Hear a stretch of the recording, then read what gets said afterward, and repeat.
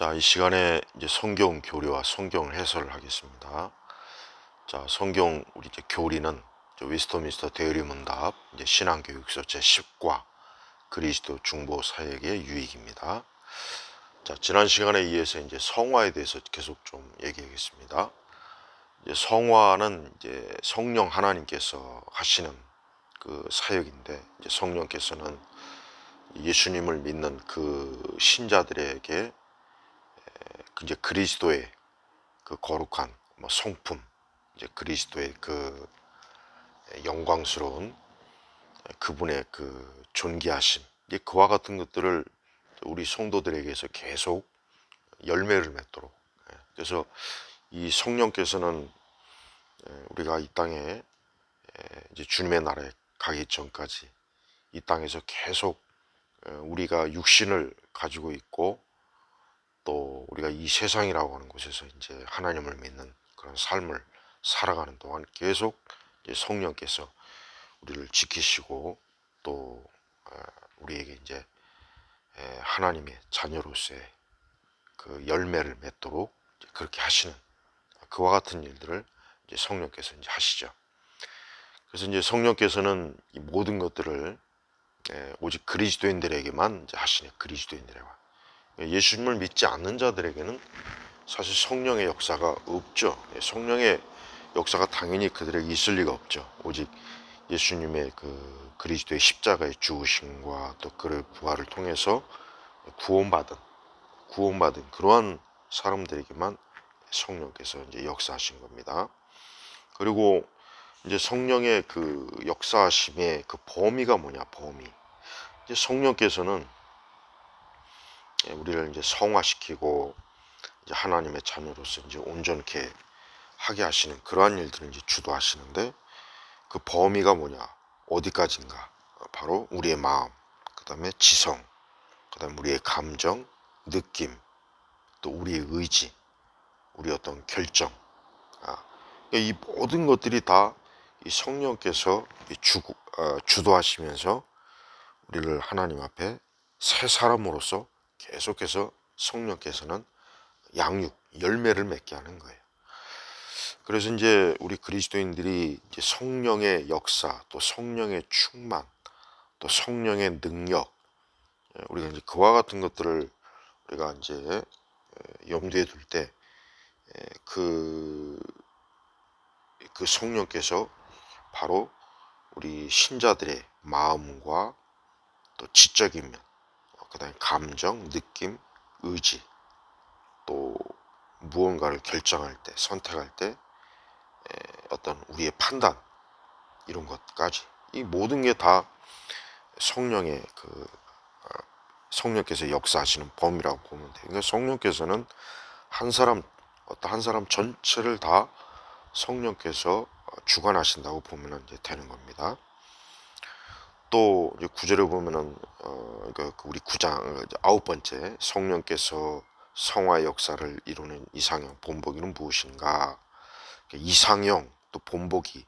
아까 이게 제가 처음에 서두에 얘기했지만, 여기 이제 물론 이 책에서는 이제 하나님의 형상이라고 이제 이렇게 답을 이렇게 달아놨는데, 물론 이 말도 맞는 말이지만 사실 더 명확하게 분명하게 우리 신약교회 성도들에게 이 성령의 역사를 이루시는 이상형 본보기라고 얘기해야 된다면, 사실 예수 그리스도의 그 형상, 예수 그리스도의 그분을 우리는 본보기로, 이상형으로 그렇게 사실 하는 게 더 좋습니다. 왜냐하면 우리의 믿음의 주체는 예수님이에요. 예수 그리스도.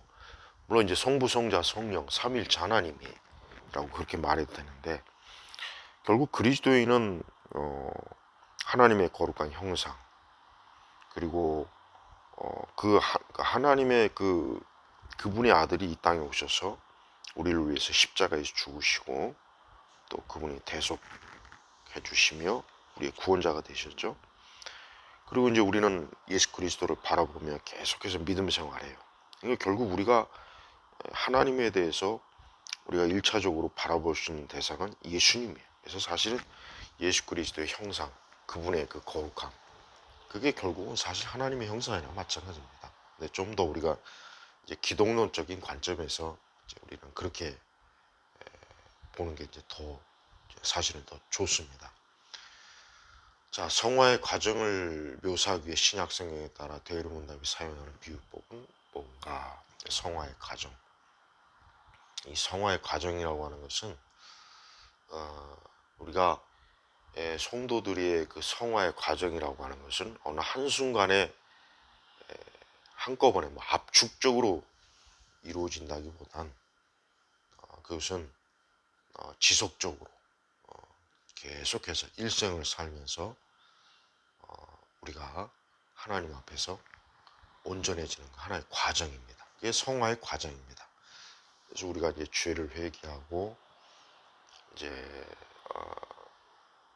하나님 앞에서 새 사람이 되고, 그러면서도 여전히 죄에 대해서 회개하고 그러면서 영생의 부활로 나아가는 그 과정, 이게 이제 우리의 성화의 과정의 전차라고 보면 되는 거죠. 그래서 그리스도인들은 사실 모든 면에서 하나님 앞에 우리 죄를 회개하고 또 우리가 이제 하나님 앞에 흠없는 자로서 이제 살기를 힘써야죠. 물론 이 부분에 있어서 우리 스스로가 뭐 완전할 수 있다, 그걸 얘기하는 건 아니고, 다만 우리가 하나님의 말씀에 의해서 계속해서 우리 자신을 다듬어가는 거죠. 다듬어가는 거예요. 이거는 완전주의하고는 틀립니다. 계속해서 말씀으로 우리 자신을, 아까 얘기했죠. 우리의 마음, 지성, 감정, 느낌, 의지, 어떤 결정, 이 모든 것에 우리가 어떤 성령께 복종하고 성령의 어떤 역사하심을 따라가고 성령의 어떤 충만함과 주권적인 그분의 그 행하심에 복종하며 순종하는 것, 이게 다 그 과정이에요. 성화의 과정이라고요. 그래서 우리는 비록 우리 자신이 불완전하고 또 우리가 또 뭐 시험에 들고 여러 부분에서 우리가 참 오류가 있지만, 그래도 끝까지 어떤 성령에 의지하는 그런 믿음의 삶을 살 때 성화는 계속해서 진행 중이고 성화 열매를 맺게 되어 있습니다. 그리고 이제 이러한 그 성화에 있어서 우리는 어떻게 보면은 이 믿음 생활이라는 것 자체가 이 성화의 문제, 성화. 어떻게 하면 성령의 거룩함, 열매를 맺고 우리가 성령 안에서 충만함으로 살아가고 성령의 거룩한 능력에 의해서 살아가고, 이게 사실 제일 중요하죠. 근데 사실은 이제 어떻게 보면 기독교의, 오늘날 우리 이제 현대 기독교의 그 가장 약점 중에 하나가 이 성령의 그 역사하심의 어떤 은사나 표적, 그런 거는 많이 추구하는데 성화는 확실히 부족해요. 확실히 성화는 거의 미흡하고 다루질 않습니다. 특히 이제 뭐 우리나라 같이 이렇게 오순절 은사주의가 이렇게 막 거의 모든 기독교에 다 이렇게 강하게 영향을 미치는 상황 속에서 이 성령의 어떤 은사, 이제 카리스마적인 그런 것들은 굉장히 강조하는데 성화는 거의 안 다뤄요. 성화에 대해서는 거의 어떻게 보면 무시한다고도 볼 수 있어요. 성화를 굉장히 하찮게 여기고, 그래서 사람들이 뭐 방언이다, 무슨 표적이다, 이적이다, 뭐 환상, 뭐 하나님의 음성, 무슨 성령의 불, 뭐 이런 것들은 많이 따지죠. 뭐 이적적인 치유, 병 고침. 하지만 성화에 대해서는 거의 언급을 안 해요. 이게 바로 이제 어떻게 보면은 20세기 교회가 왜 약하냐, 왜 우리 뭐 한국 교회가 어쩌고 저쩌고 뭐 그렇죠. 뭐 교회도 많고 뭐 그런데 왜 이렇게 뭐 교회 뭐 그리스도인이 이렇게 많은데도 뭐 이러냐. 그 원인이 뭐냐? 성화적 가르침이 확실히 부족합니다. 성화. 성화에 대해서 사실 많은 것들을 말씀을 통해서 가르쳐야 되고 증거해야 돼요. 그러니까 이제 복음이라고 하는 것은 그리스도에 대한 이 복음적 선포, 예수 그리스도의 십자가의 죽으심을 통해서 우리의 죄가 씻어지고 구원받고 하나님 자녀가 되는 것, 그것과 함께 역시 이 성화적 가르침도 이 복음의 내용에 사실 들어가요. 예. 근데 이 성화적 가르침이 거의 없죠. 그러다 보니까 어떻게 보면 절름발이 신앙, 이제 복음에 대한 것들은 좀 어느 정도 많이 듣고 아는데, 그걸 인식하는데, 이 성화에 대해서는 아예 그냥 깜깜이가 돼버려갖고 어떻게 보면 그리스도를 닮은, 그러니까 아까 여기 지금 하나님의 형상이라는 말도 있죠. 그래, 우리가 그리스도인으로서 그리스도를 충만히 드러내는 그리스도인들, 그런 사람들이 극히 좀 부족하다는 걸 우리가 사실 알 수가 있어요. 그래서 성화에 대해서 많은 관심을 가져야 돼요. 성화를 위해서 기도해야 되고, 성경을 볼 때 또 설교 때도 그렇고 성화적 가르침이 굉장히 중요합니다. 이게 물론 실천 신앙의 문제이기도 하고요. 여기서 이 부분에서 좀 앞으로 많이 우리가 믿음 생활할 때 이 성화가 굉장히 중요하다는 거, 이거를 꼭 좀 알고 자기가 성화의 열매를 좀 많이 맺는 그런 신앙으로 가야 됩니다. 성화의 열매가 사실은 하나님이 보시는 가장 기뻐하시는 열매죠. 근데 많은 사실 뭐 우리 한국교회 그리스도인들은 무슨 뭐 제자 훈련, 무슨 성경 공부, 무슨 뭘 내가 배우고 알고 뭐 거기에 굉장히 많은 힘을 기울여요. 그런데 정작 성화 열매나 성화적 그런 신앙은 거의 다루지 않다 보니까 그냥 흔히 얘기해서 뭔가 뭐 많이 알고 배우기는 하지만 거의 열매는 없는 껍데기, 쭉정이, 가라지, 그런 사람들이 교회 안에 거의 대부분이라고 사실 볼 수가 있죠. 그래서 성화적 성령께서 주 사역이 복음을 증거하며 사람들을 구원으로 이끌고, 그리고 그들을 하나님의 형상, 또 그리스도의 형상으로서 계속 다듬어 가시는 것, 열매를 맺게 하는 것, 이게 어떤 성령의 일화 같은 것들을 강조를 그동안 많이 했다면 사실 우리 시대 기독교가 지금보다는 훨씬 더 나은 기독교가 될 수가 있었을 겁니다. 자, 이 시간에는 이제 우리 시편 말씀을 좀 보겠습니다. 시편 16편 이제 3절 말씀부터 보죠. 땅에 있는 성도들은 존귀한 자니 나의 모든 기쁨이 그들의 있구나. 예. 하나님은 우리 성도들을 참 기뻐하세요. 하나님은 우리 그리스도인들을 향한 그 사랑과 또 즐거움과 기쁨이 아주 넘칩니다. 그러니까 하나님께서 우리를 향하신 그 사랑과 기쁨은 우리가 짐작할 수가 없어요. 다만 오늘 말씀처럼 성도들, 우리 그리스도인들은 하나님 앞에서 존귀하고 또 기쁨이 하나님 우리를 기뻐하신다. 기뻐. 또 우리 그리스도인들에게 있어서 같은 참된 믿음을 가진 성도들은 존귀하고 역시 기쁨을 주는 사람들이죠. 그래서 그리스도인들과의 이 교제와 사귐은 어떤 세속적인 친교나 어떤 교제가 아닌 그 이상의 차원, 그러니까 거룩한 영적 차원이기 때문에 진짜 존귀하고 참된 기쁨과 즐거움이 있습니다.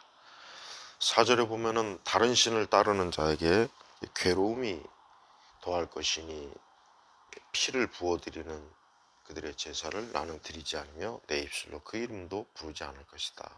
다른 신을 따르는 자의 우상, 귀신, 악령, 다른 신을 따르는 자가 많죠. 우리 한국에도 다른 신을 따르는 자가 얼마나 많습니까? 천주교, 그다음에 뭐 절에 가고 불교, 뭐 이슬람, 그다음에 무속, 그다음에 또 뭐 어떤 인간의 어떤 운명을 다루는 뭐 사주, 관상, 뭐 그런 것들, 이게 다 다른 신을 따르는 거예요. 그다음에 조상 숭배, 조상 이게 제사하는 거, 이것도 다 다른 신을 따르는 거예요. 근데 성경에는 그런 사람들에게 어때요? 괴로움이 더할 것이니. 그러니까 괴로움.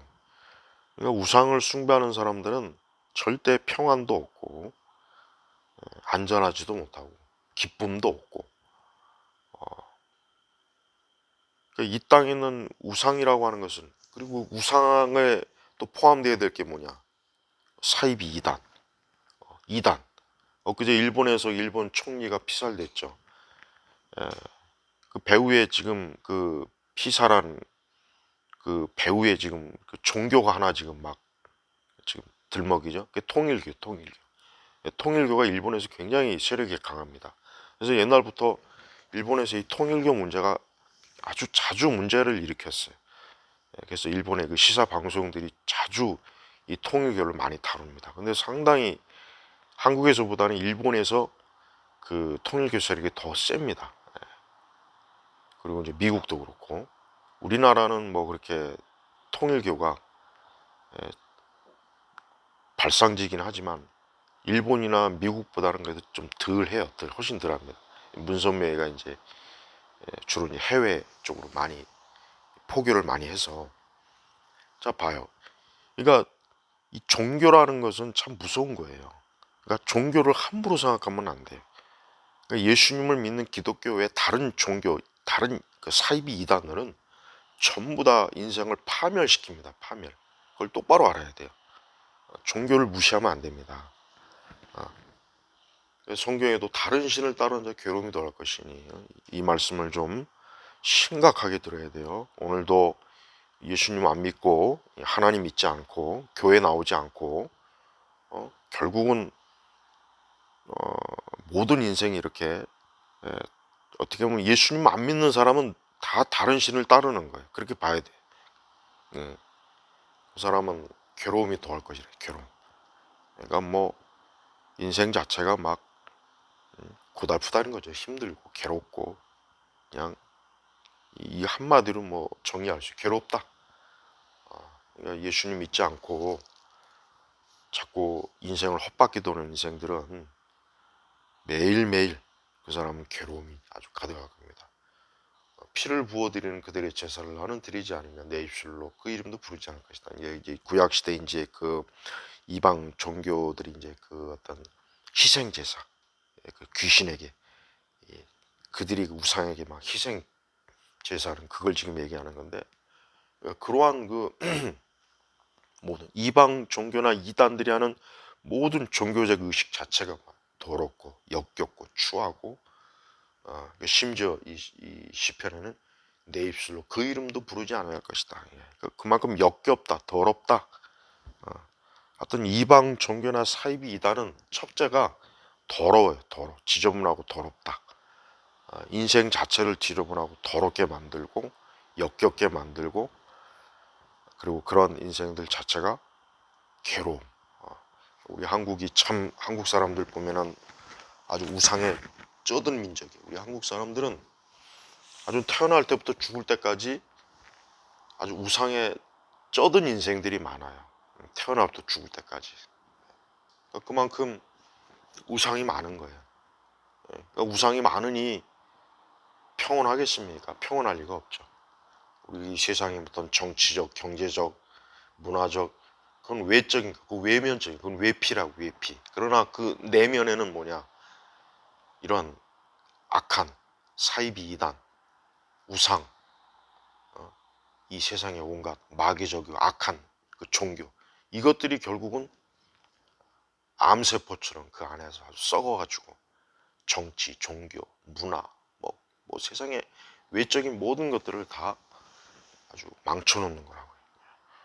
근데 그러한 그 종교에 빠져 있으니 절대 좋을 리가 없죠. 좋을 리가 없습니다. 그러니까 종교를 그러니까 인간의 그 어떤 기준을 볼 때 종교는 굉장히 중요해. 어떤 사람의 종교가 뭐냐에 따라 그 사람이 결정되는 겁니다. 그러니까 우리 예수님 믿는 사람들은 그리스도인이 아닌 사람들이 얼마나 심각한지를 진짜 알아야 돼요. 예수님 믿는 사람조차도 나는 예수님 믿는 게 얼마나 이게 엄청난 건지 얼마나 큰 복인지도 모르고 그냥 그렇게 여기는 것 같다는 생각이 사실 많이 들어요. 늘 평소에 그런 생각이 들어요. 이방 종교가 얼마나 이 사람을 파멸시킨지를 꼭 제대로 알고 우리 살아계신 우리 주 하나님 아버지를 잘 믿어야 됩니다. 자, 잠언 우리 12장 8절부터 보겠습니다. 사람은 자기 지혜대로 칭찬을 받으나 마음이 삐뚤어진 자는 멸시를 받는다. 여기서 자기 지혜대로, 그러니까 사람은 그 사람이 어떤 사람이냐, 이제 이런 얘기를 하는 거죠. 자기 지혜대로, 그 사람이 지혜로운 사람이면 그 사람은 칭찬을 받고, 마음이 삐뚤어진 자는 멸시를 받아요. 여기서 마음이 삐뚤어졌다고 하는 것은 그 마음이 굉장히 악하고, 그 마음이 굉장히 악하고 사납고 교만하고 교활하고, 그 마음이 삐뚤어진 거죠. 여기서 말 삐뚤어졌다. 그 마음이 굉장히 비비 꼬이고, 그 마음 상태가 아주 사이코예요. 그 마음 상태가 굉장히 온전치 못한 거예요. 마음이 삐뚤어지면 멸시를 받는다. 그러니까 마음이 삐뚤어졌기 때문에 그 사람이 하는 모든 일이 그 삐뚤어진 것이 돼버리는 거예요. 그러니까 마음이 삐뚤어졌으니까 그가 하는 모든 일도 결국 삐뚤어지겠죠. 그러나 또 지혜로운 사람은 또 모든 일이 또 지혜롭겠죠. 그래서 우리가 하나님 앞에 참 지혜를 많이 구해야 됩니다. 그리고 우리 마음이 좀 삐뚤어지지 않아야 되겠습니다. 이 마음이 삐뚤어지는 게 이게 참 무섭습니다. 이게 참 가장 상태가 안 좋은 거죠. 이 마음이 삐뚤어지면 모든 게 다 그냥 뭐라 그럴까, 그 삐뚤어진 마음에서부터 모든 인생의 문제들이 다 삐뚤어질 것이고, 또 악해질 것이고, 또 주변 사람들까지도 역시 큰 해를 또 입겠죠. 그래서 참 우리가 기도할 때 우리의 마음을 하나님께서 항상 말씀으로 또 성령 안에서 좀 열매를 풍성하게 맺도록 그렇게 해야 돼요. 그래서 성도는 신앙생활 하면서 이 마음을 항상 그리스도에게 맞춰야 됩니다. 예수님의 성품, 또 하나님의 성품, 또 성령의 열매, 우리가 성삼위일체 되신 그 하나님에게 우리의 마음을 맞추는 게 참 중요합니다. 그래서 그 마음에 이제 하나님의 말씀이 있고 어떤 성령의 은혜가 있을 때 그 사람은 또 지혜롭게 될 것이고, 또 인간의 마음 자체가 이 타락한 본성의 바탕을 두기 때문에 이 마음이 삐뚤어졌다고 하는 것은 타락한 본성이 강하게 역사한다고 보는 거예요. 그래서 이 부분을 참 우리가 참 주의해야 될 필요가 있습니다. 특별히 우리의 마음을 삐뚤어지지 않게 하려면은 두 가지가 필요합니다. 첫째는 말씀이에요. 그래서 말씀을 계속 마음에다 막 쏟아 부어야 돼요. 그러니까 말씀을 계속 읽으라는 거죠. 말씀을 계속 듣고 읽고, 그럴 때 우리의 마음이 이제 삐뚤어지지 않을 것이고, 두 번째는 기도입니다. 기도가 없으면 또 안 돼요. 기도가 있어야 그 말씀의 씨앗이 열매를 맺는 거예요. 열매를 맺고 계속 우리의 마음이 삐뚤어지지 않도록 하나님께서 우리의 마음을 계속해서 경작을 시키는 거예요. 마음을 그냥 새롭게, 날마다 새롭게 그렇게 해주십니다.